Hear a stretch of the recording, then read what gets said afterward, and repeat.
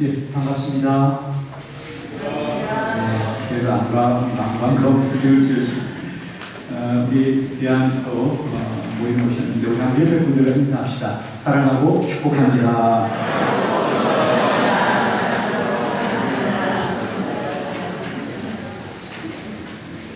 인사도 아주 짧게 하시네요. 보통 강사들이 이렇게 인사하라 그러면 인사가 아니고요. 여러분이 하고 나는 준비하는 시간인데 눈치 없이 인사를 빨리 마치시네요.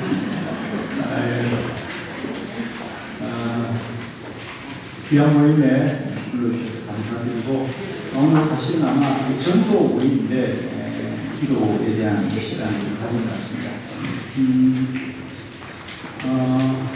아마 전도를 다 잘하고 싶으신 거거든요. 그리고 전도를 열심히 해야 됩니다. 자, 그런데 전도와 기도는 어떤 상관이 있을까? 이렇게 좀 생각을 해볼게요. 제가 사실 전도 세미나도 자주 하기도 합니다. 전도와 기도는 어떻게 보면 전혀 다른 면들 같은데 그렇지 않아요. 우리는 보통 전도를 하려면 전도의 기법, 교회가 다양한 전도의 방법이 있지 않습니까? 우리가 보통 전도 잘하는 교회를 바라보면서 뭔가 좀 지나친 게 뭐냐면 두 가지예요.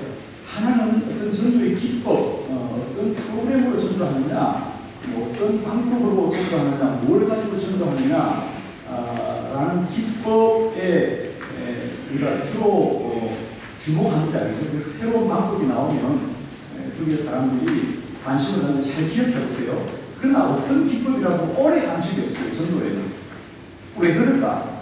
두 번째는 우리가 전도의 결국이 사람을 교회에 오게 하는 것에 머무는가? 예를 들면 이렇게 전도하니까 이번에 그냥 1000명 왔어. 이렇게 전도하니까 이번 전도 주일에 사람들이 한 500명 왔어. 우리 성공했구나 라고 하는데 우리가 간과하는 것은 그들을 그저 교회 하루 전도 행사에 참여해서 온당을 딱 치우니까 야 우리 잘하고 효과적이었다라고 말하는데 그게 과연 전도의 결국인가? 라는 것을 우리가 한번 전도 배워볼 필요가 있습니다. 우리 목사님들 어떻습니까?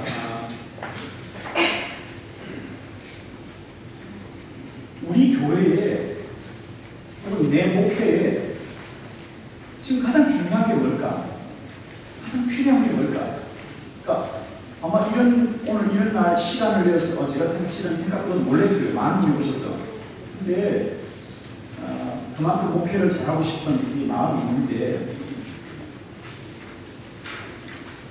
목회를 잘하고 싶은 큰 마음, 담론이 있는데 내가 지금 시급하게 해야 될 게 뭘까? 목회를 잘하려면 뭘 해야 될까요?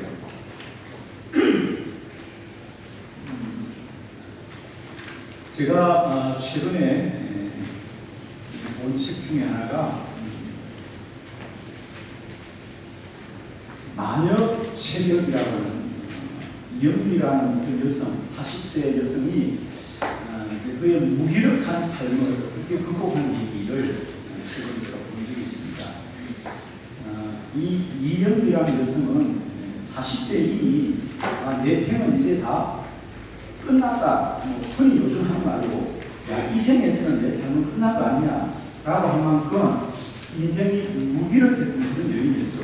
그는 책을 만드는 출판 에디트입니다. 그러니까 전문 직종이죠. 늘 책상에 앉아서 머리 쓰고 디자인한 책 만드는 사람인데 어느 날 자기는 직장도 다녀야 되죠. 애기도 키워야 되지요.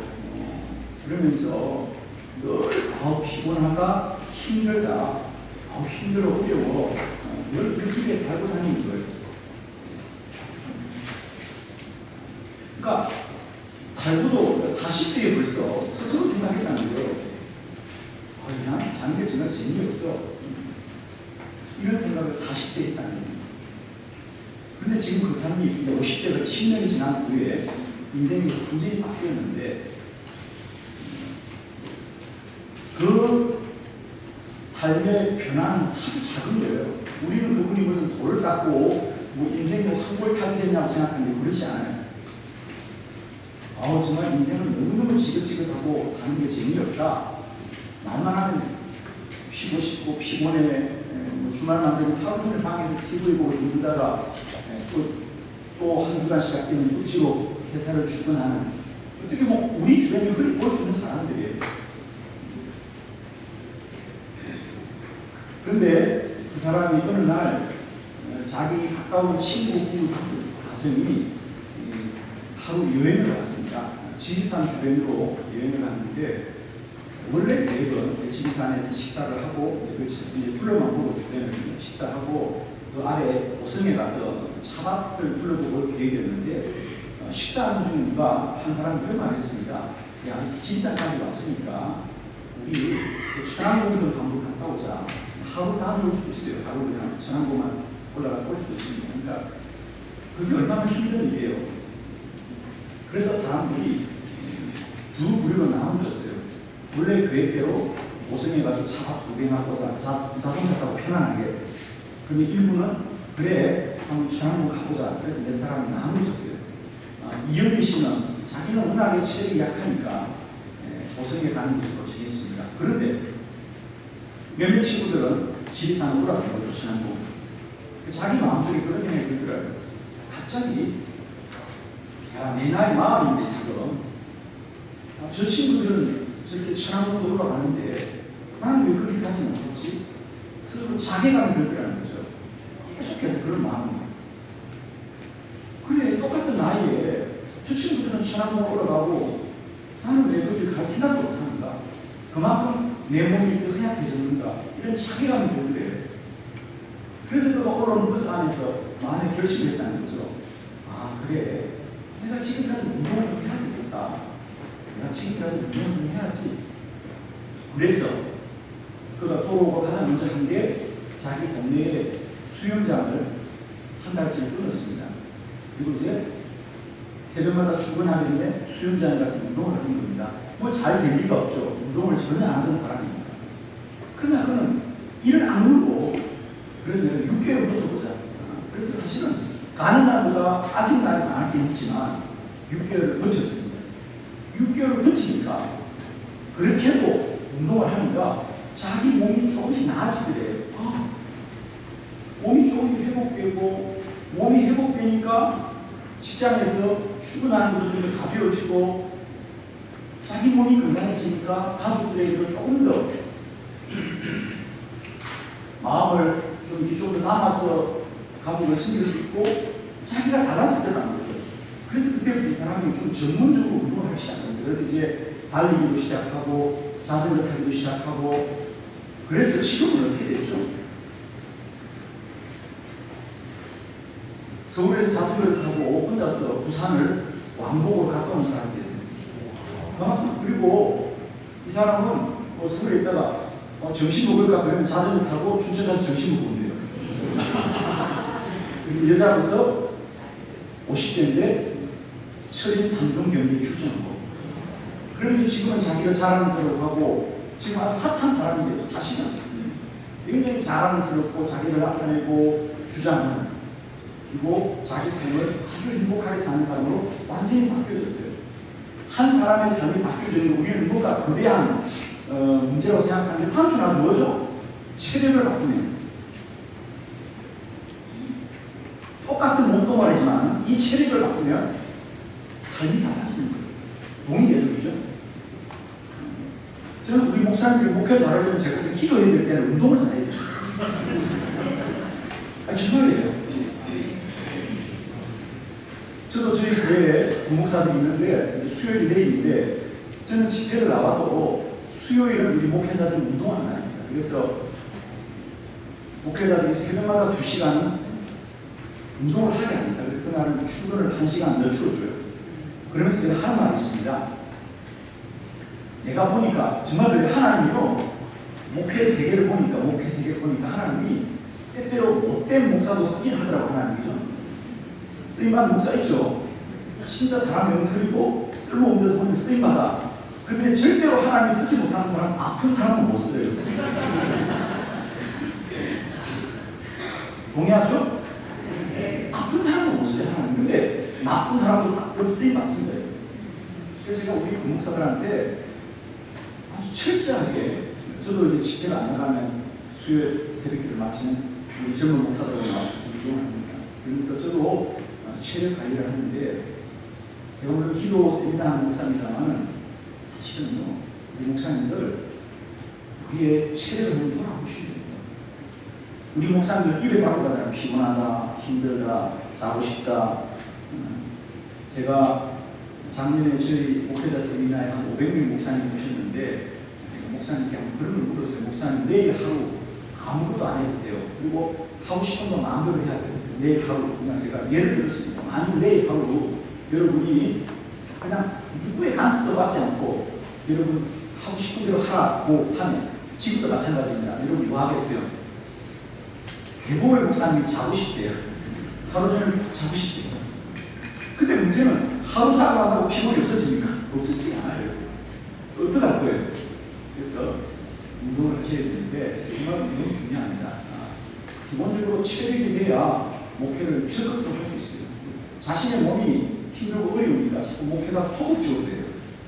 자, 그런 것처럼 제가 그 얘기를 하려는 것이 아니고, 그와 같이 한 개인의 삶이 모두 역동적이고 창조적으로 살려면 다른 것의 변화가 아니라 자신의 체력을 길리면 된다는 거예요. 체력을 길리면 사람이 적극적이고 도전적이고 창조적으로 살 수 있습니다. 자, 그와 같이 그러면 우리 교회가 보다 역동적인 교회로 변화되는 건 어떻게 해야 될까요? 그 얘기 하려는 거예요. 전도도 마찬가지입니다. 여러분, 성도들이 전도를 열심히 하나요? 안 하나요? 이런 대답을 왜 못하시지? 지어 대답을 하지 말고 우리 교회 얘기 하시라고. 우리 목사님들이 보실 때 우리 교인들이 전도를 열심히 하는 것 같아요? 안 하는 것 같아요? 안 해요. 두 번째, 전도를 하더라도 창의적이고 역동적으로 창조적으로 모험적으로 합니까? 할 수 없이 합니까? 억지로 합니까? 끌려다닙니까? 그렇죠. 마치 이영미 씨 같거든요. 직장 출근해도 억지로 출근하고 살지만 언제나 삶을 불평하는 사는 것처럼 우리 교인들도 마찬가지입니다. 우리가 성도들이 정말 열심히 나가서 전도하려고 하면 우리가 어떤 전도 프로그램을 배우고 기법을 배워야 될 것이 아니라 기본적으로 체력을 길러야 될 것이 영육을 길러야 됩니다. 영적인 힘이 세워져야 됩니다. 영적인 힘이 세워져야 됩니다. 사실 저희 교회가 기도하는 교회로 소문이 났지만 실상은 전도를 치거든요. 저희 교회. 저희 교회가 주일마다, 혹시 저희 교회 주일 영상을 한번 보시면 매 주일마다 빠지지 않는 사람이 나아가고 우리 전도팀들이 매일 전도 나가는 이야기가 나옵니다. 그런데 저희 교회는요, 전도 프로그램 하나도 없어요. 전도 훈련을 시킨 적이 없어요, 우리가. 다 자발적이에요. 본인들이 뛰쳐나갑니다. 본인들이 가방으로 뛰쳐나가서 전도하는 거예요. 왜? 복음의 가치가 소중하다는 걸 경험했기 때문에 그게 먼저 와야 되거든요. 근데 그것 없이 성도들에게 자꾸 몰아치니까 성도들이 억지로 하는 거죠. 이유도 모르고 모르고 교회가 전도해야 된다 그러니까 하긴 하는데 그게 창조성이 없고 역동성이 없는 거죠. 그런 전도 열매가 없습니다. 저는 한 번도 저희 교회들이 전도하고 나온 적이 없고요. 전도 훈련을 시킨 적이 없어요. 그런데 전도를 아주 열심히 합니다. 매일 거리에 나가서 전도를 해요. 그 마치 우리가 체력이 길러지면 내 삶을 더 역동적으로 살아가듯이 성도들에게 영적이 충만해지면 그 성령 충만으로 증거하고 싶고 전하고 싶고 선포하고 싶은 거예요. 그건 전도뿐 아니에요. 우리들의 교회가 기도하는 교회로 변화되게 될 때에 모든 것이 달라집니다. 모든 것이 달라집니다. 그래서 첫 번째, 우리들의 목회에서 기도가 갖는 그 가치, 필요성에 대해서 우리가 좀 새롭게 좀 자각할 필요가 있겠다. 그래서 대부분의 사람들이 제가 기도 집회를 하거나 기도 세미나를 하면 그런 기대를 해요. 목사님이 어떤 기도의 기법을 말해줄까? 우리가 보통 생각하는 기도는 뭐죠? 우리가 몸이 아프면 기도해서 어떻게 몸이 마음을 받을까, 또 문제가 있는 사람들은 기도해서 어떻게 문제가 해결될까라는 것에 우리가 관심이 있습니다. 그러나 그것은 기도가 가지는 가치의 아주 일부분이고 아주 작은 거죠. 그렇죠? 우리가 똑같이 교회를 다니더라도 주일학교 어린아이들이 교회를 나오는 것과 어른들이 교회를 나오는 것은 그 가치가 같을 수가 없잖아요. 그렇죠? 주일학생들이 교회 나오는 게 뭐예요? 그냥 재미있어서 나오는 거예요. 주일학생들은 가면 친구들이 있고 선생님이 있고 늘 간식 주고 선물 주니까 그 재미로 나오는 것이, 어린 주일학생들이 무슨 복음의 뜨거운 심장 가지고 나온다고 걔가 잘못된 거예요. 어린애들이 그냥 교회가 좋아서 나오는 거예요. 재미있고 즐겁고 친구들하고 놀고. 아니 나는 정말 어이없는 게 어떤 주일학교 교사가 그러는 학생들이 막 야단을 치는 거야. 애들이 막 예배 시간에 뛰어다니고 놀고 장난치니까 야단을 치고, 그래서 뭐라고 하죠? 얘들아 니들은 교회 놀러 왔어! 그런데 놀러 왔지 그걸 놀러 왔어. 그 교사가 잘못된 거죠. 전부 교사가 잘못된 거지. 그 초등학교 어린아이들 무슨 복음의 기쁨과 고백을 하면서 나오고 해서 친구들하고 나오는 것이 재미있어. 그럼 그 재밌게 놀아가면 돼요. 그러다가 자라다 보면 그 아이도 어느 날 믿음의 사람을 찾았는데 우리 교사들이 착각하는 거예요. 애들을 자꾸만 어떤 종교적인 법의 속에서 가둬두려고 하니까 오히려 주의한테 어려워지는 거야. 애들은 그냥 교회에서 마음껏 놀아야 돼요. 그죠? 우리가 그렇게 컸잖아요. 그죠? 놀다가 어른 되고 그런 거지 뭐. 그와 같이 우리가 똑같은 신앙의 영역을 보는 눈이, 수준이 다르다는 거죠. 근데 저는 참 안타깝게도 한국 교회는 아직도 기도에 대한 이해를 주일학생들의 수준에 머물고 있다는 거죠. 제가 지금 서울의 마포에 있는 하늘가족교회 집회 중에 어젯밤부터 집회에서 목요일 밤까지 집회인데, 이 교회는 제가 작년 9월달에 집회를 했어요. 9월달에 집회했는데 지금 두 번째 집회를 하는 겁니다. 왜? 목사님이 그러시는 거예요. 성도들이 목사님을 통해서, 세미나를 통해서 기도에 대한 이해가 달라지니까 기도하는 사람이 많아지더라는 거예요. 그래서 이번에 한 번 더 오셔서 좀 더 작년에 했던 강의를 그대로 대라는 거예요. 다른 걸 한 게 아니고요. 요청이 그래요. 마음철 목사님이. 제가 아니 성경이 내가 작년 9월달에 집회 갔는데 왜 또 가냐고 그러니까 작년에 했던 거 그대로 해달라는 거예요. 무슨 얘기죠? 예. 기도에 대한 이해를 다르게 하면 기도가 잘 되는 거예요. 그래서 저는 이제 우리가 기도에 대한 이해를 그냥 우리가 원하고 또 우리가 요구하는 것들을 어느 방편으로서 기도에 대한 아주 낮은 부분의 수준이고요. 우리가 기도하게 될 때 우리는 성도들이 역동적이고 또 자의적이고 또 정말 신앙적으로 변화되어서가는 거예요.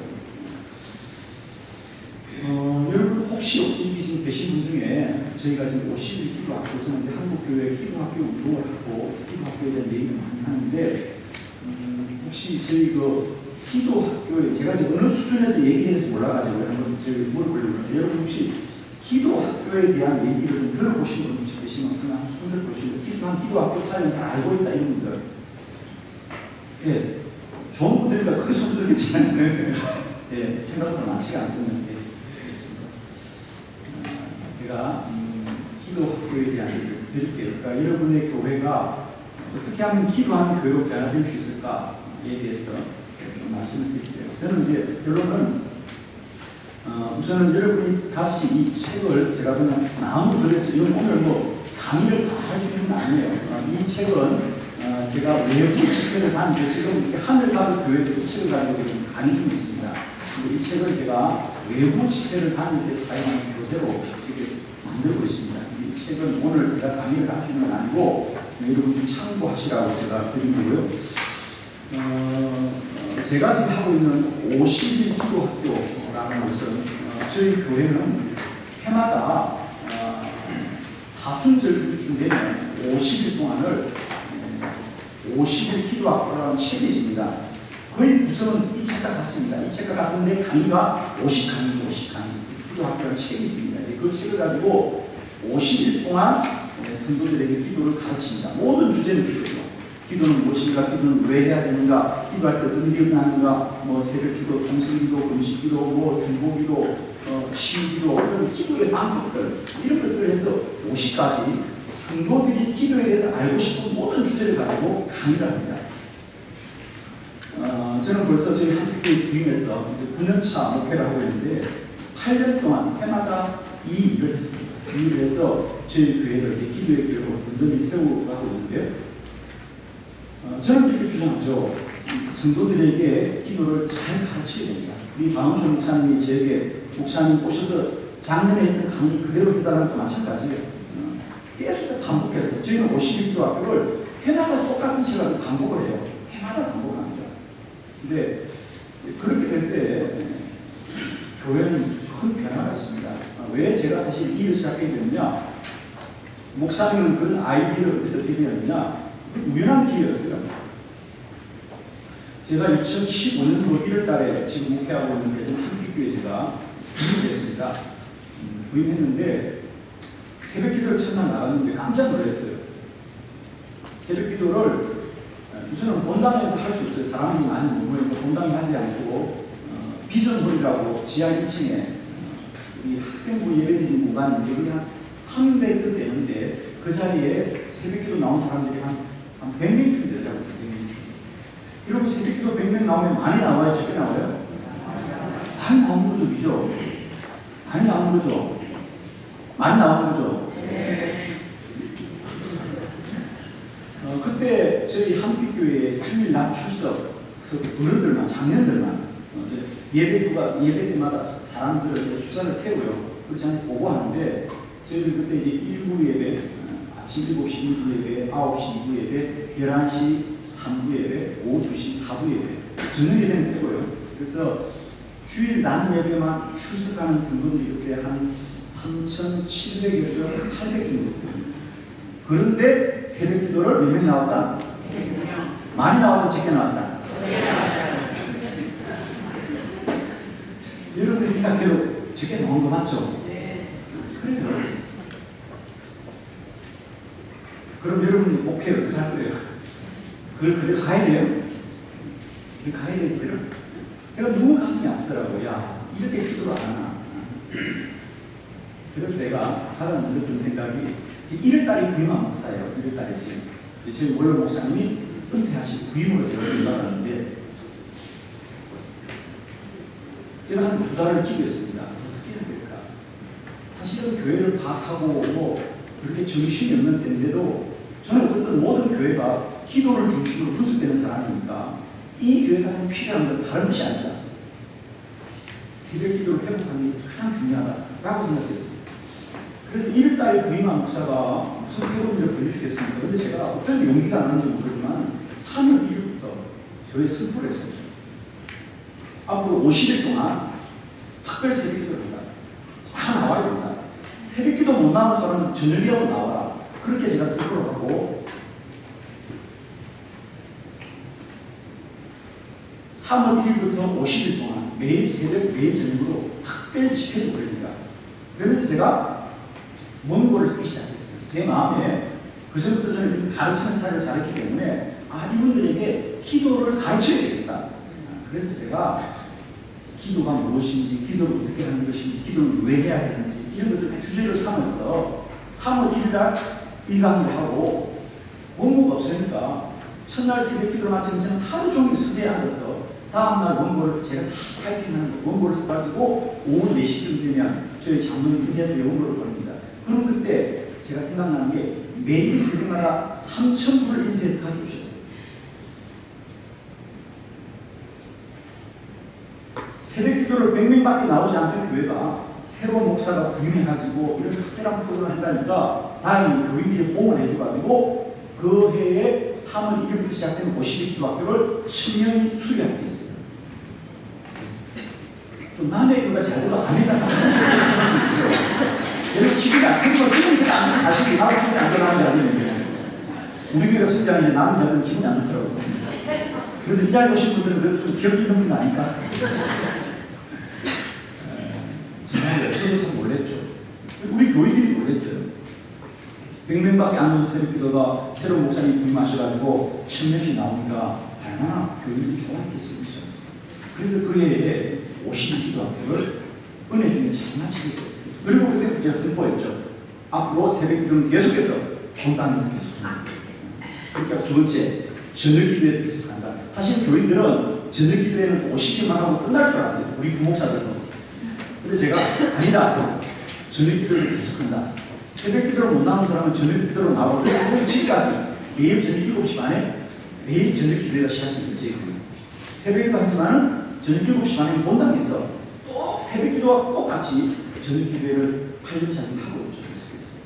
그래서 50기도학교 시작했는데 저희 교회는 그때 제가 처음 부임해가지고 그 50기도학교를 시작하고 그게 이제 저희 교인들한테 아주 반응이 좋았습니다. 그래서 이제 그때부터 2016년, 2017년 그래서 이제 2016년도에는 이제 작년에 1년 차 했잖아요. 그 원고를 이제 책으로 만들었죠. 제가 원고 있으니까 그걸 이제 책으로 만들어서 똑같은 내용으로 2016년도 시작했는데 2016년도에는 1,800명이 수료했습니다. 2017년도에는 한 2,500명, 그러니까 해마다 한 7,800명이 더 업되더라고요. 그래서 드디어 2019년도에는 3,300명이 참석했어요. 아무래도 기분이 안 좋은 것 같아요. 정말이죠. 목회 신나겠죠? 기분 나빠요? 그래, 신나요, 여러분. 그래서 저는 제가 집회를 거의 안 다니는데 매일 새벽, 매일 저녁을 제가 다 지켜준다. 제가 교회에 있으면 저는 무조건 새벽과 저녁을 제가 매일 인도하면서 지금까지 보고 있고, 그래서 저희 교회가 기도로 든든히 서고 교회가 부흥하고 있습니다. 그래서 저는 답은 간단합니다. 물론 우리가 목회를 잘하려면 여러 가지 요소가 많습니다. 예를 들면 저는 이렇게 보는 거죠. 이영기 씨 다시 하겠습니다. 인생이 피곤해. 인생이 재미가 없어. 난 너무 힘들어. 이런 것을 때 우리는 자꾸 뭐 생각합니까? 직장 상사가 잘못한 것 같아. 때때로는 애를 키우고 정신이 있는데 직장 생활 바꾸고 하면 남편이 예쁠까 보고 싫을까? 남편도 보고 싫으죠. 내가 힘들면, 내 몸 힘들면 남편이 나쁜 게 아니라 내가 힘드니까 남편도 꼴 보기 싫고 자식도 꼴 보기 싫고 그래서 남편을 바꿔볼까 이런 생각도 가는 거죠. 안 해. 대한민국 국민 절반 이상이요. 다시 태어나면 절대 이 사람 안 만난다고 그러더라고요. 저는 다시 만나게 되면 이해는 됩니다. 그러니까 사람이 본인이 체력이 달아지고 힘이 들면 몸이 귀찮고 부정적으로 보이거든요. 저는 그와 같이 우리 교회가 정말 오늘날 우리들의 교회가 역동적으로 있습니까? 아니, 저는 우리 목사님들 물을게요. 목사님 정직하게 대답하세요. 매일매일 목회하는데 내 심장이 뛰고 있다. 왜 답을 안 주셔? 내 심장이 뛰고 있어요? 교회만 생각하면 가슴이 뛰어? 머리 아파. 제가 우리 목회자들 만나보면요. 참 안타까워. 교회를 잊어버리네. 나오는 교회는 생각도 말아야 되네. 주일. 하여튼 주일만 마치면 다 교회를 탈출해야 돼. 그래서 안 돼. 어느 목사님이 정말 그래요. 자기는요. 하여튼 머리가 터지고 아플 것 같은데 자동차를 타고 교회 문을 나서는 순간 머리가 맑아졌대. 그리고 너무너무 적은데 그러다가 다시 돌아오는데 교회 문만 들어오면 그때부터 머리가 이쁘지는데 웃긴 하지만 공감이 된다는 얘기죠. 그래서 목사들끼리 만나면 뭐라 그래요? 잊어버려. 별 생각하지 마. 아니 목회자가 그렇게 해서 어떻게 목회를 하시겠어요? 저는 제가 주변에 만나는 우리 목회자들 보면 가슴이 뛰는 목회자가 없더라고요. 솔직히 말씀드릴게요. 골프장에 가면 가슴이 뛴다고 그래요. 나는 골프를 안 치는데. 전 이래서는 안 된다고 봐요. 우리가 목회에 있는 가슴이 뛰어야지. 난 우리 목사님들 보면 가슴이 안 뛰는 것 같아요. 나는 우리 목사님들에게 좀 심장이 뛰었으면 좋겠어요. 교회를 생각하면 심장이 뛰고 내 사명을 생각하면 심장이 뛰어야 되는데 머리가 아픈 거죠. 제가 요즘 주변에 만난 목사들은 안타깝지만 다 병들이 있습니다. 마음의 병들, 정신적인 병들이 있습니다. 다 아시죠? 우울증, 불면증, 공황장애. 제가 얼마 전에도 몇몇 목사님들 대회를 다녀왔는데 다 저보다 젊은 50대, 40대 후배들인데요. 저는 깜짝 놀랐어요. 목사도 사모도 잠을 못 자더라고요. 저는 깜짝 놀랐어요. 불면증으로 잠을 못 자요. 수면제를 들고 다녀요. 저는 깜짝 놀랐어요. 50대 목사가 수면제를 들고 다니는 거예요. 그거 없으면 잠을 못 잔대요. 아, 내가 좀 심각하구나.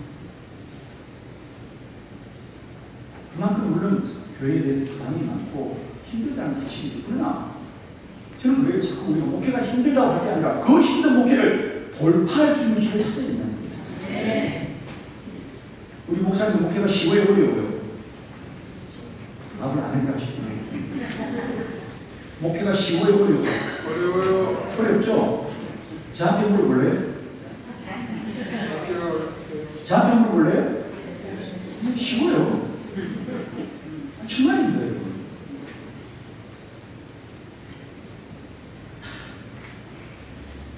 그러니까 우리는 자꾸만 참 죄송한데 우리 동료 목회자님 말씀인데 우리는 안전의 목회를 힘들다, 어렵다, 아유 힘들어. 다 뭐라 그래? 그래 힘들어 그래.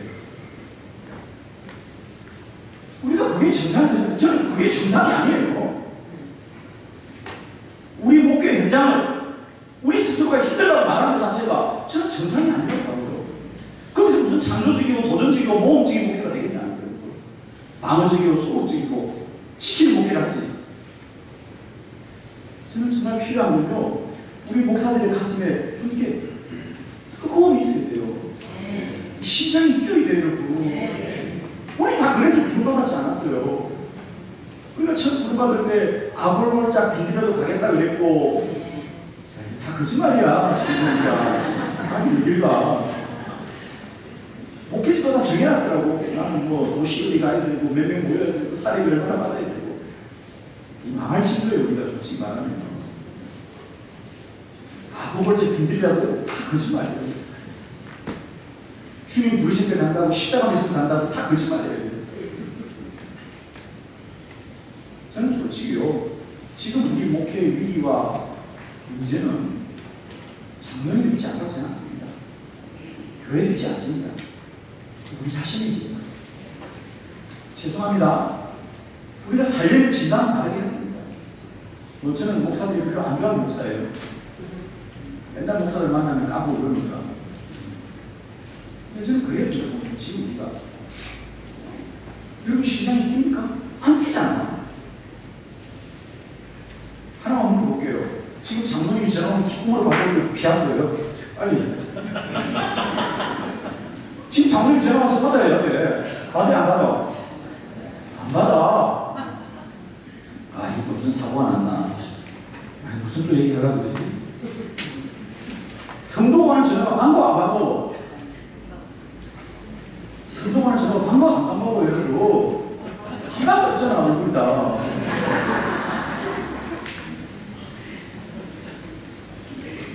그죠? 우리가 똑같아요. 저는 마찬가지인데 저는 안 반가워요. 이런 게 우리가 우리의 목표를 어떻게 가슴 분위기 할 수 있겠어요? 저는 여러분을 만나면서 그 생각이 들더라고요. 내가 우리 목사님 물어봐야 되겠다. 우리는 교회를 생각하면 심장이 뜨거운가? 나는 내 목표를 생각하면 심장이 뜨거운가? 안 뜨고 있잖아요. 그렇죠?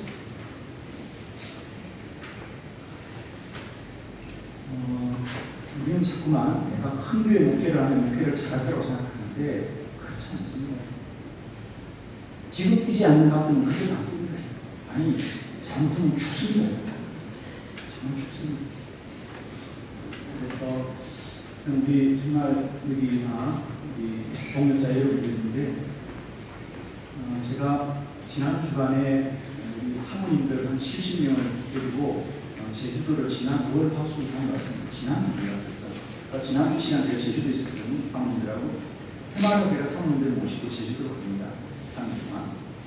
그래서 정말 좋은 호텔에 모시고 맛있는 맛집에 모시고 다니면서 비행버스 그대 빌려가지고 제주도를 다니다가 떠오르는데 부모님은 해마다 해보면 3일 동안 내려온다고 그러잖아요. 거기 오는 사모님 대부분 다 우리는 목회 현장에서 하는 사모님. 저희 교회 모여서 아침에 청주공항에 가서 비행기를 타는데 월요일날 공항에 도착해서 비행기를 탔는데 갑자기 어느 사람이 무시는 거야. 비행기를 처음 타보시는 거야. 야, 비행기를 처음 타보시는 거야.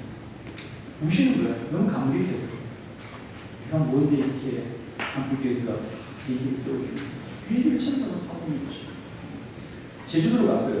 그럼 제주도 다 잡고 가셨죠? 그죠? 저도 1년에 몇 번 가서 제주도야.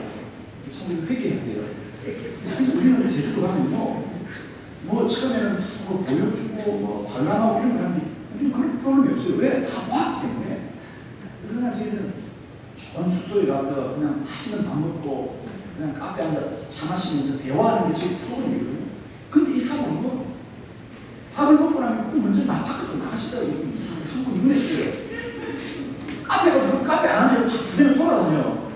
아, 저분 이상하다. 왜 그러냐 보니까 제주도를 처음 와보신대요. 이거는 보고 싶은 거야, 뭘. 우리 보고 자꾸 왜 여기만 있냐는 거야. 우리는 갈 데가 없어요. 더 이상 솔직히. 제주도 너무 자주 왔어요. 근데 그분은 제주도를 처음 와보신다. 마음이 아프겠어요.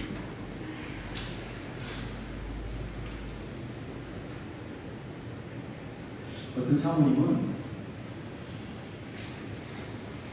그래서 이제 조를 8조를 나눠서 이렇게 조별로 대화를 나눕니다. 저도 이제 조들 몸이 들어가는데 사모님들이 정말 사모님들끼리니까 자신들의 말을 틀어놓고 서로 대화를 하는데 사모님은 100번씩 자살을 결심했습니다. 그럼 사모님은 자살 마음 먹으면 돼요? 안 돼요? 안 되지. 그러나 현실은 그러고 싶을 때가 있어요. 어느 날 사모님이 운전하다가 그런 얘기 듣더라고요. 운전하고 나는 자기 마음, 자기도 모르게 핸들을 놓고 싶더래요, 이거. 그러니까 이거 너무 미치대요. 고속도로 막 달리는데 갑자기 그런 얘기를 들어요. 이것만 너무 끝났는데 이 힘든 걸 내가 왜 하지? 이것만 힘들어요.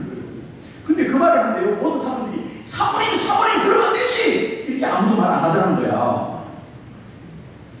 다 내 마음이구나. 다 내 마음이구나.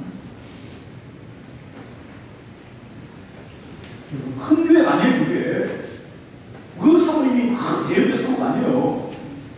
교인 10명, 20명 있는 교회인데, 목회가 힘든 게 마찬가지로 제가 하고 싶은 게 힘들고. 아니, 우리 마지막 아프게요. 아니, 거기 오는 사모님들이 뭐 교인들이 많아서 속을 쓰면 모르겠는데, 제가 볼 때는 그 속을 쓰는 교인도 없는데 그렇게 힘들어 하시네. 그럼 뭐가 힘들다? 내가 힘든 거예요. 내가 힘든 거예요.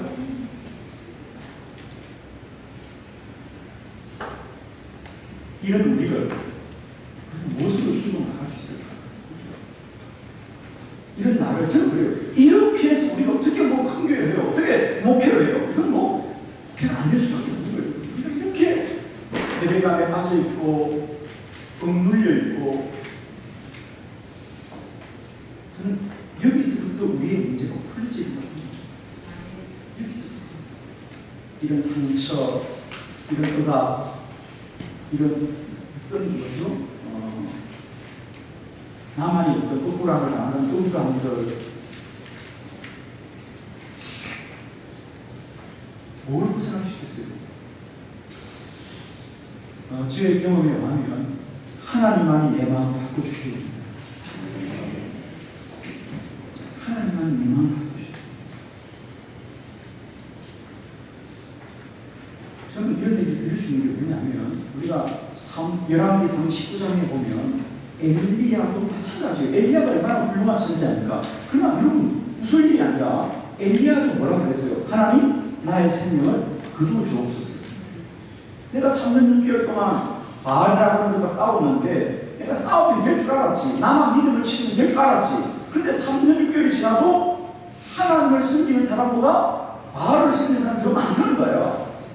그러니까 뭐라고 그랬어요? 하나님, 이제 더 이상 힘들어요. 나도 견딜 수 없어요. 나 데려가 주세요. 그러잖아요. 그런데 문제는 그런 엘리야를 다시 일으키는 방법이 뭐냐고요. 제가 깜짝 놀랐어요. 여러분 잘 보세요. 쉽게 말하면 오늘 이 엘리야의 모습이 우리들의 모습이에요. 저는 정말 그런 본문을 보면서 이게 우리 현장의 우리 동역자들의 모습이잖아요. 우리 사모님들의 모습이고 우리 목회자들의 모습이거든요.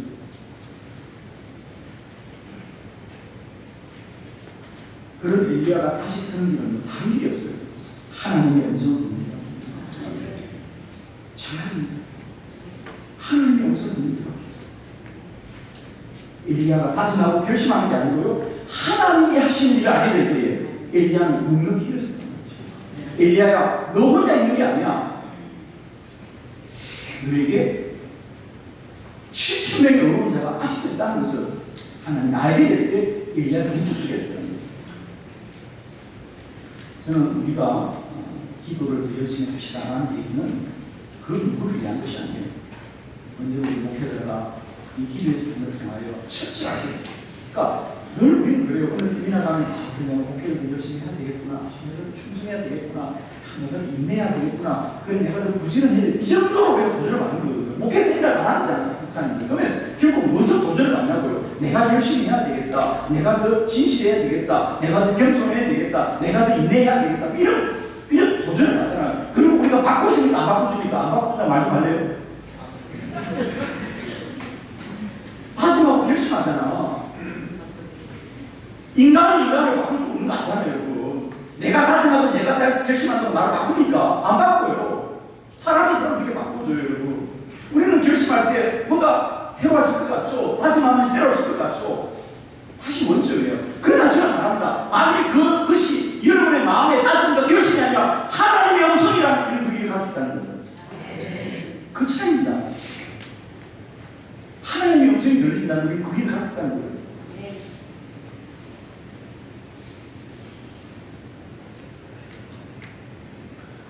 죄송해요. 목사님들 내일부터 40일 금식할 수 있어요, 없어요? 그 솔직하게 얘기해. 내일부터 40일 금식할 수 있어요, 없어요? 사모님이세요?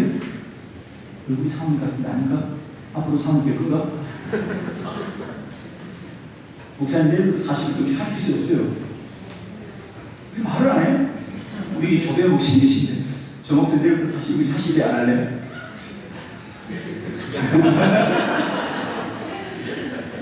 답은 뭐죠? 기도해 보겠습니다. 그죠? 제가 여러분에게 여러분 이제부터 목회 성공하려면 40일 금식해야 됩니다. 내일부터 40일 금식하자 그러면 할 사람 있어요, 없어요? 아무도 없어요. 제가 보는 왜 스케줄이 다 짜있죠, 그죠? 생각해보면 내년은 모르겠죠, 그죠? 내년은 안 생각해볼 수 있겠죠? 내일부터는 안 되죠. 내일부터 이렇게 할 수 있게 해서 준비해야지. 그리고 내일도 신방 있고, 뭐, 다음 주 동해도 있고, 또 해외 선교도 가야 되고, 일진이 안 되겠죠. 그래서 언제 해야 돼요? 내년에 한번 생각해 볼 수 있죠? 내년에는 해보실래요?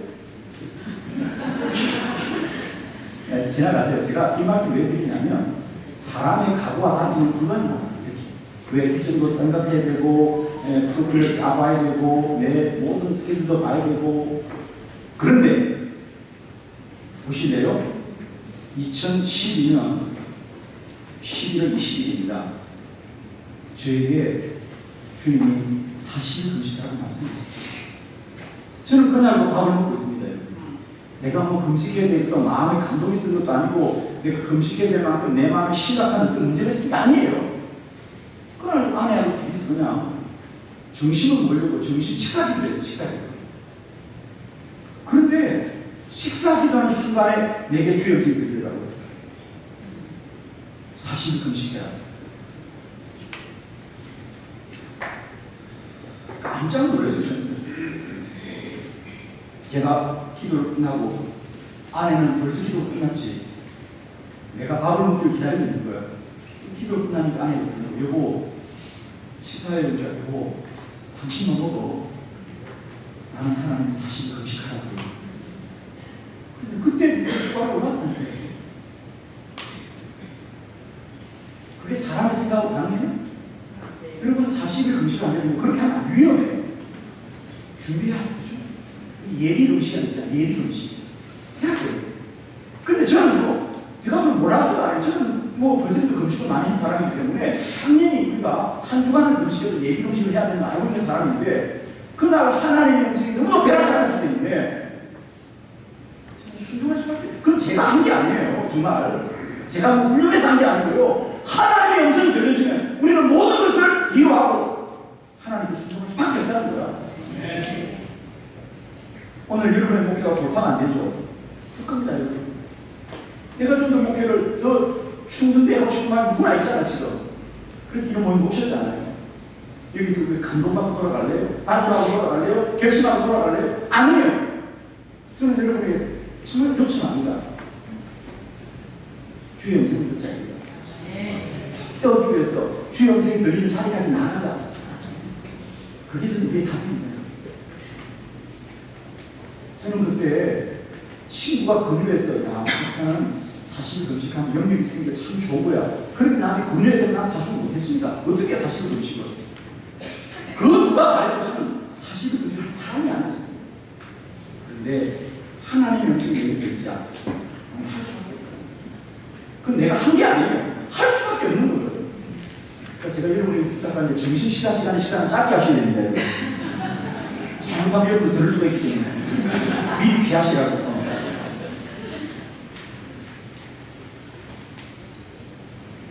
그리고 그때 40일 금식이 저의 모든 인생을 바꿔줬어요. 저는 그때 그 40일 동안 깊이 주님과의 만남이 경험되어졌고 그 40일 금식 이후에 저의 목회의 모든 여정이 변하기 시작했어요. 저는 사실 그때까지만 해도 경남 거창이라는 시골에서 교회를 개척해서 정말 시골의 작은 교회, 여기 우리 박중자 목사님 같은 집안에서 목회했기 때문에 제가 얼마나 작은 교회에서 목회를 했는지 잘 아시죠? 여기 제 동기 목사님 다 계시니까. 그런 시골의 작은 교회에서 이름 없이 목회하는 그런 유명한 목사였습니다.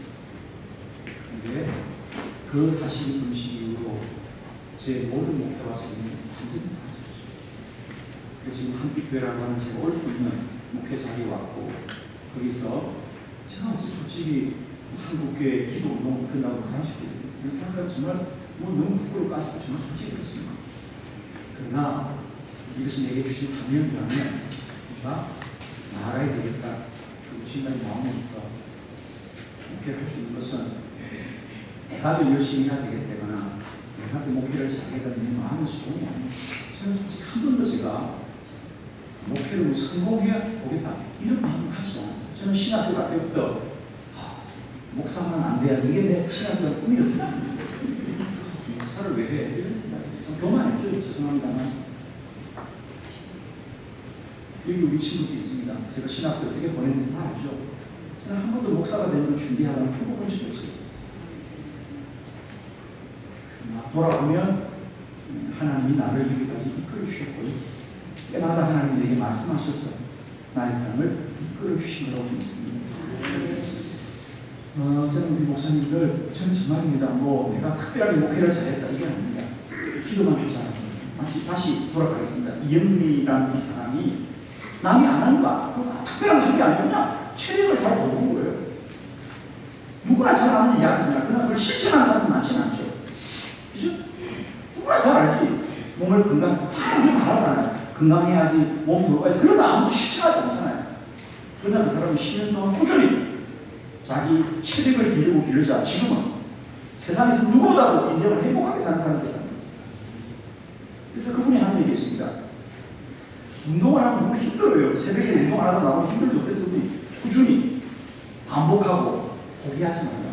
꾸준히 계속하라는 거예요. 꾸준히 계속하면 체력이 자라는 것처럼 기도도 마찬가지입니다. 저는 우리 목사님들 꼭 부탁하고 싶어요.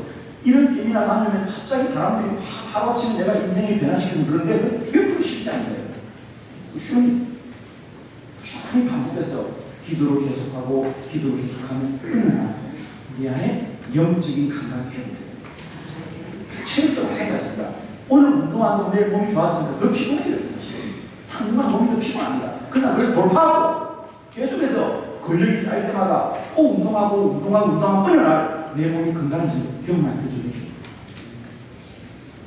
그래서 저는 먼저 오늘 여러분이 제게 듣고 싶은 얘기는 야, 목사님 그래서 기도해서 그래도 얼마나 부흥했냐 이런 얘기 듣고 싶을 텐데 그런 얘기가 아니면 한참 얘기 드려야 됩니다. 그러면 제가 좀 드리고 싶은 얘기 첫 번째는 아무튼 기도를 시작해보는 목사님.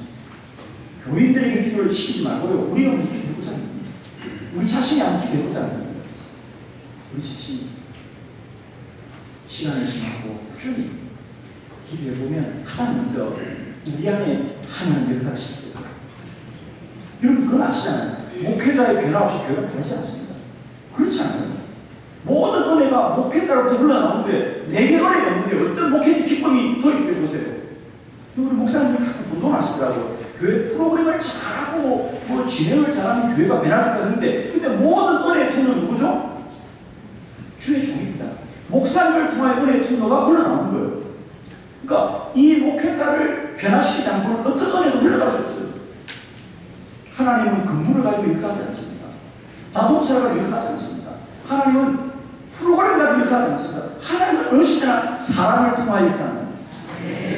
어느 시대나 사람을 통하여 역사하고 사람을 바꾸는 길은 기도밖에 없더라고요.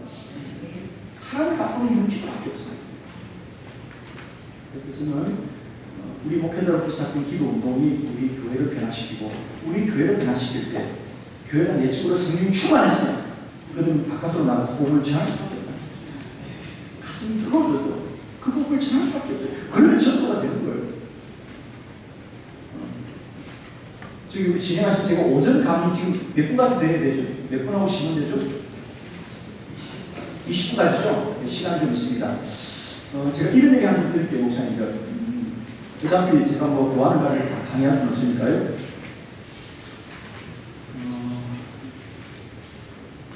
기도가 이 목회에 어떤 필요성을 가지냐 하는 것을 생각해 볼 텐데 우리가 좀 뭔가 간과하는 게 있어요, 목사님들.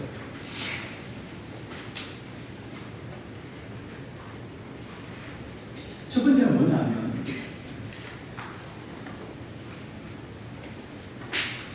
왜 우리가 기도하지 않고 또 목회를 하고 있는가?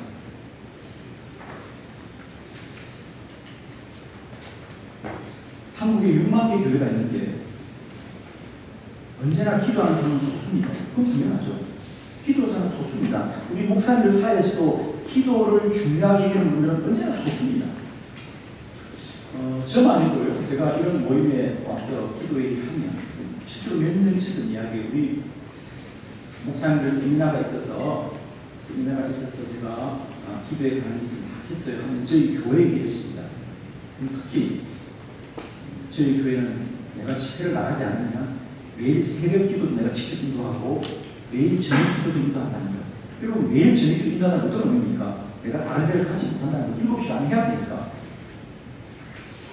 그러나 사실은 저희 교회 정도의 규모의 교회가 담임 목사가 직접 새벽 기도 인도하는 것도 쉽지 않은 일이고 새벽 기도뿐 아니라 매일 저녁 기도 인도하는 게 쉽다?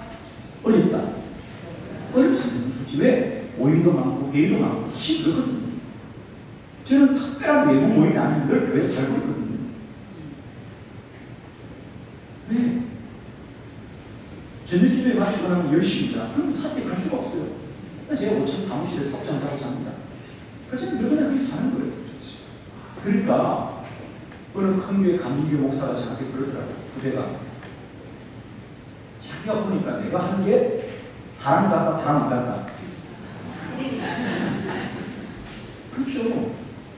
자기가 아는 큰 교회 목사는 자기가 큰 교회니까 늘 외부에 다니고 모임 가야 되고 피곤하니까 새벽 기도를 부목사한테 맡기고 저녁 기도를 왜 해요? 저녁 기도를 내가 볼 때 내가 사람이다 아니다. 그 친구가 얘기가 나한테 진짜요. 직접 얘기하죠. 선배님이 사람이에요 사람 아니에요 그랬다고. 그래서 왜 그렇게 사셔? 더 나아가서 왜 목회를 어렵게 해야 돼요? 제가 목회를 어렵게 하는 거 맞죠? 여러분 솔직히 제가 이렇게 목회 안 한다고 우리에게 망할까요? 안 망해요. 제가 말했잖아. 맹맹 새벽기도 나오고 우리에게 부흥했다니까요. 그때 우리 원로 목사는 새벽기도 안 나왔어요. 부목사 새벽기도 안 나왔어요. 저희 어떻게 전날에 말해줄까요? 부목사 12명이야. 그러면 새벽기도 한 달씩 맡겨. 그럼 지가 맡으면 한 달 나가고 여러분 안 나가는 거야. 교회가 되겠어요? 안 되겠어요? 잘 됐어요. 그래도. 그래도 그 교회가 대전에서 부흥하는 교회였어요. 저는 새벽기도 안 가고 교회가 망하고 생각하지 않습니다. 그러나 우리가 착각하지 말아야 됩니다. 우리는 교회 부흥을 양적이고 외형적으로만 보라고 합니다. 저는 우리 목회가 솔직히 우리를 좀 돌아보자고요. 목회가 뭐라고 생각하세요? 주일날 긴 교회를 많이 채워주면 됩니까? 지난주보다 10명 더 왔구나, 20명 더 왔구나, 그래도 목회가 잘 되는 겁니까?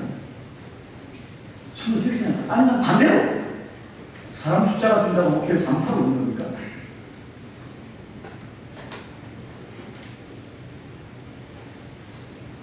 기도 안 해도 교회 성장합니다. 여러분이 아시잖아요. 여러분이 안 성장하면 왜 기도합니까? 안 할까? 안 해요. 기도 안 해도 교회 성장합니다. 사람이 모입니다.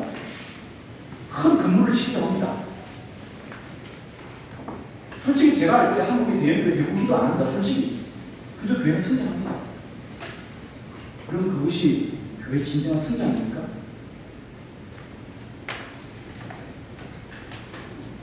우리의 목회 결국이 그냥 교회 사람 많이 모으고 근거 많이 나오면 그냥 되는 겁니까? 솔직히 우리가 그렇게 생각하잖아요. 그거면 되잖아요. 교회 몇 명 모여? 결산이 얼마야? 그럼 끝이야. 그 교회가 얼마나 가치 있는 삶을 사는지 아무도 관심이 없어요.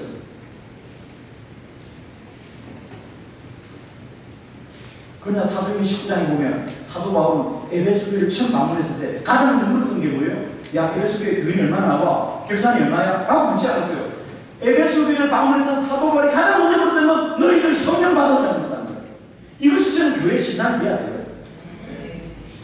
근데 오늘은 우리는 이런 진단 안 하잖아요. 여러분 친구 목사가 새로운 게 부임했어요. 누가 부임해? 성령 받았냐 부임해 그 교회가? 야, 주일 얼마나 오니? 헌금은 얼마나 나와? 사례는 얼마나 줘? 사택은 몇 평이야? 이게 우리가 오늘 말하는 교회의 본질입니까? 야, 너희는 성령 충만하냐? 하다못해 야, 너희는 새벽기도 얼마나 하냐? 궁금하지도 않아. 우리는 주일날만 궁금해. 헌금하는 사람만 궁금해. 야, 너희가 기도하는 사람이 얼마나 있니?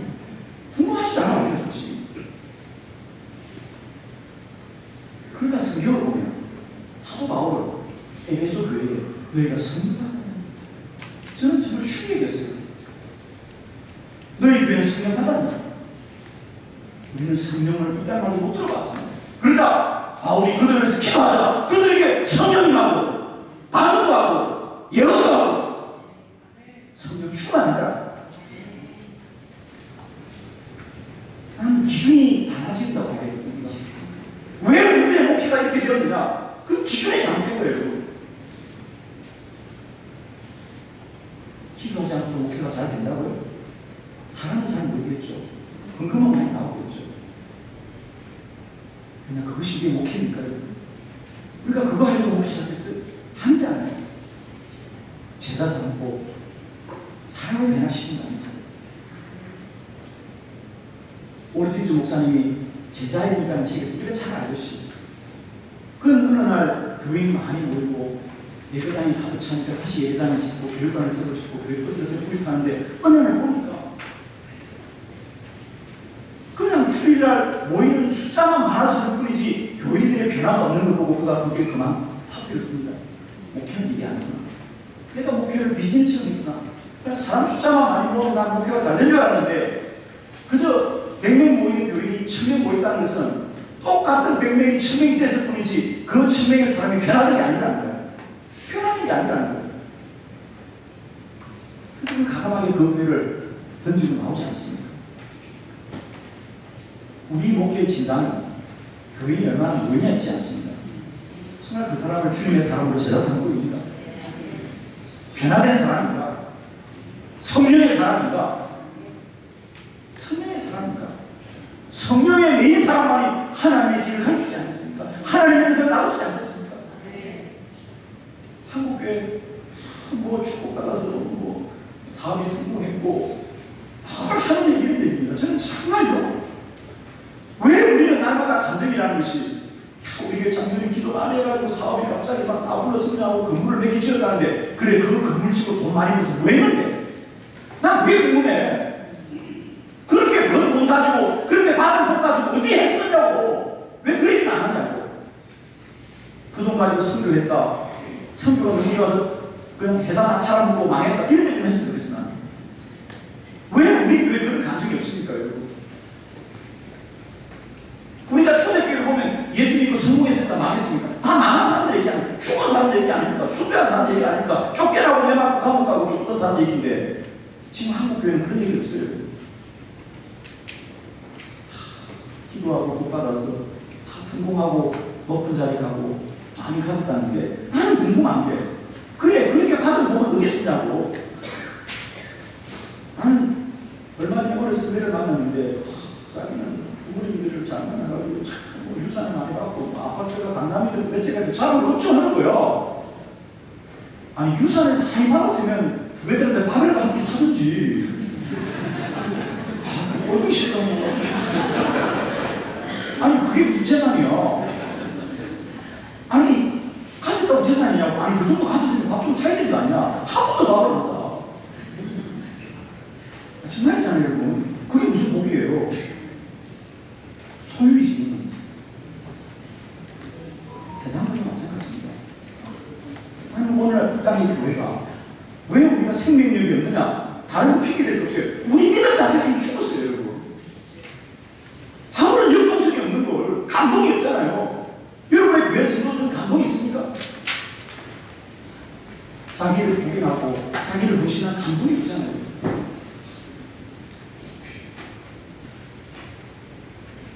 가슴이 뛰어야 됩니다. 그렇게 복을 받았는데 그렇게 이 사람 기도해서 복을 받았다고 하는데 다 욕심이지. 그게 정말 주의 나라를 위하여 쓰임받는 복 전혀 아닌 거예요. 그런 교회들이 모이면 맨날 싸우는 거지 뭐. 같이 하면 그렇잖아요. 결국 뭐 모이면 싸우는 거예요. 우리의 문제가 거기 있지 않아서 그렇게 보는 거죠. 그래서 우리가 좀 정리해야 될 것. 우리 목회자는 이미 그게 익숙합니다. 기도하면 상관없어요. 교회는 성장하는 거예요.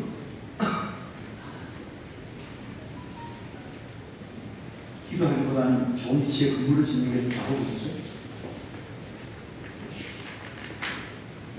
그래서 많은 사람 몸에 뭐 하냐고. 결국 그래서 또 교회는 시끄럽고 싸우고 아프고. 교회가 더 이상 가슴이 뛰지 않은 겁니다. 그러니 거기 무슨 생명이 있겠습니까? 그러니 전도가 안 되는 건 당연해요. 근데 우리 자꾸 아직도 그런 건 전혀 문제 삼지 않고 우리가 그냥 전도지 잘 예쁘게 만들고 전도 선물을 바꾼다고요? 아니 그래서 그분이 교회 오면 정착을 합니다 여러분. 우리 성경을 자꾸만 전도지 예쁘게 만들고 뭐 전도하고 예쁜 옷 입고 나가야 되고 웃으면서 맨날 웃어. 나 웃겨 죽겠어 아주 그냥. 내가 웃겨. 예수 믿으세요? 예수 믿으세요? 이미 세상 사람 다 알고 있어요 이제. 교회가 어떤지를 다 알고 있어요. 저는 이제 우리가 전도를 하려고 할 때 근본적인 고민과 모색이 좀 필요하다고 생각해요. 정말 성도들 그냥 그걸 내가 모른다고 전도가 되는 게 아니잖아요 여러분. 되는가요 전도가? 전도지가 문제가 아니잖아요. 전도 물품이 문제가 아니잖아요. 우리 교회가 문제잖아요. 우리 신앙이 문제잖아요. 아직도 우리 전도지 탈행하고 전도 물품 탈행하고 전도 순서가 잘못됐다고 무슨 위치가 잘못됐다고 무슨 얘기거든요.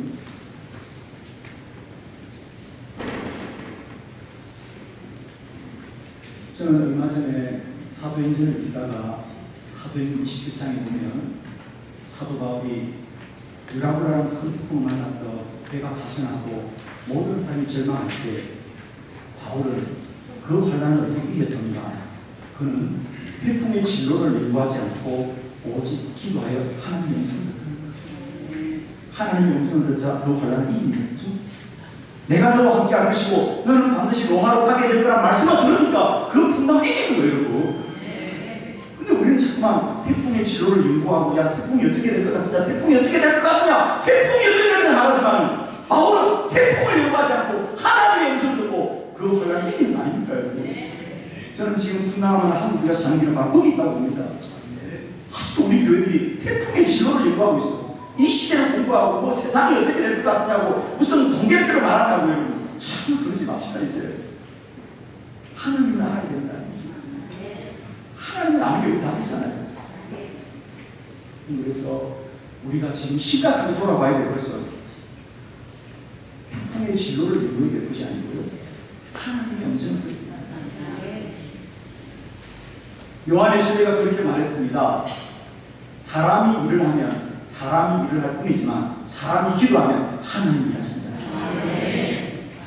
저는 오늘도 하나님이 살아계시는 걸 믿는 목사입니다. 우리 목사님 다 믿으시죠? 아멘도 안 믿는 것 같아요. 하나님이 살아계시고 하나님 오늘 말씀하시고 오늘 아픈 자를 고쳐주시고 기적과 이사를 행할 줄 믿습니다. 저는 복음을 자랑하고 싶습니다. 복음을 자랑하고 싶습니다. 복음은 지식이 아니라 능력입니다. 저는 정말 우리 목사님들, 여기 사모님들 목회 힘들지만 영감스러운 필요가 좀 있습니다. 우리의 목회를 장로님이 청명한 게 아니라 하나님이 부르셨습니다. 저는 그 영광스러움 가지고 우리 목회 현장에 한 어려움이 있지만 잘 이기시고 크든 작든 목회 현장에서 영광스러운 길을 가셨으면 좋겠어요. 저는 힘내시고 주님 의지하시고 승리하시는 저와 여러분 되었으면 좋겠습니다. 잠깐 10분을 신당에서 10분 쉬고요. 제가 이후에는 저희 사역들을 좀 소개하는 그런 시간을 갖도록 하겠습니다. 감사합니다.